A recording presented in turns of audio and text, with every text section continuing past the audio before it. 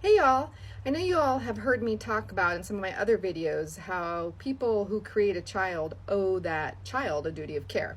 It doesn't matter if you've provided sperm or an egg or an embryo, maybe you had a one-night stand, or maybe it was a drunken stupor and you don't even remember creating that child. In either instance, however the child was created, you have to take responsibility for your actions. You are not an innocent bystander in the creation of that child. The child, on the other hand, is an innocent bystander in their birth. Today, I wanted to also talk about the duty of care that people who are raising a child have. It doesn't matter if you're genetically related to that child that you're raising. You made a promise, a commitment to that child, and the child's desire or need or right to know their genetic heritage and family doesn't negate that commitment.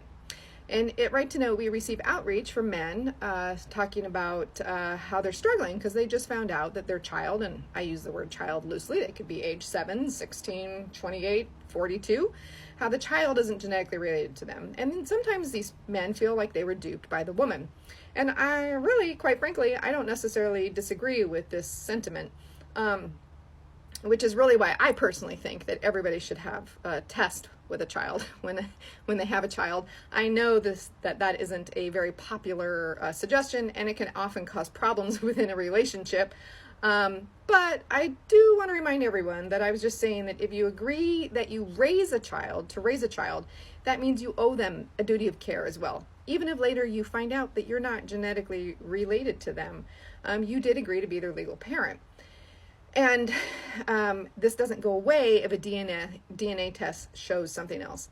But you have to remember that people who have a DNA surprise, or even if you grew up knowing that you're adopted or donor conceived or have a different dad out there somewhere, this can impact your sense of identity, your sense of space and place in the world. We all have varying degrees as to the amount that this impacts us.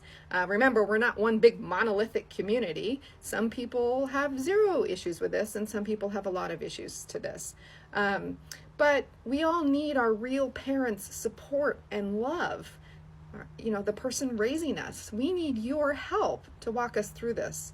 And so I just want to remind all those wonderful, amazing raising parents out there about their duty of care as well. A DNA surprise can be just as shocking for them as it is for us. Let's try to treat everybody with kindness, love, and understanding.